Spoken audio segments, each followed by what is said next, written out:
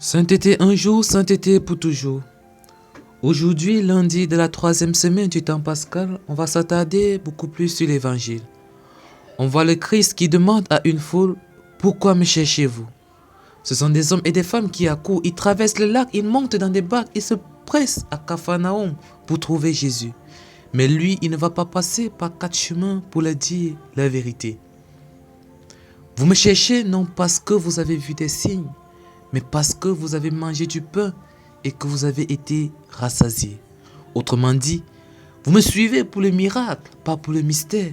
Vous cherchez le don, pas le donateur. Vous ne vous souciez que de votre ventre, mais pas de votre cœur. Vous avez faim, oui, mais pas de Dieu.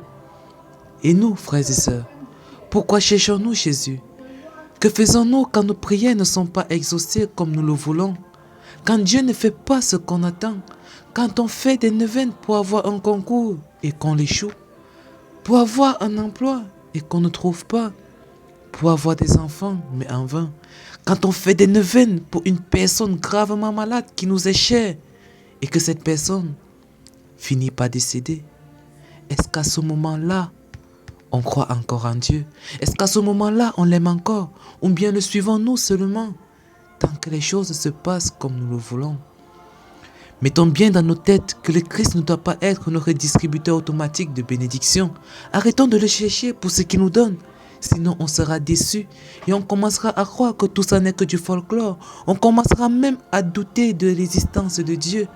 Tout simplement parce qu'on a passé notre temps à chercher ce que Dieu nous donne. Frères et sœurs, cherchons Dieu non pour ce qu'il nous donne, mais ce qu'il est. Il est Dieu et il nous a donné de le connaître dans une certaine mesure, puisqu'on ne saurait connaître Dieu dans sa totalité. Sinon, il cesserait d'être justement Dieu. Voilà pourquoi il y a des mystères. Voilà pourquoi tu ne peux pas tout comprendre. Voilà pourquoi tu ne peux pas comprendre pourquoi telle chose est arrivée et pas telle autre. Je dis souvent que si Dieu nous montrait parfois le pire qui devait nous arriver dans le futur, nous le remercierons infiniment pour ce qu'on considère comme malheur aujourd'hui. Alors, on ne peut pas comprendre les choix de Dieu, mais ce qu'on peut faire, c'est de croire. Croire vraiment. Croire même quand on ne comprend pas. Croire même quand on n'a pas le miracle qu'on demande depuis 2 ans, depuis des années. Croire même quand tout espoir a disparu. Car c'est là que commence la vraie foi.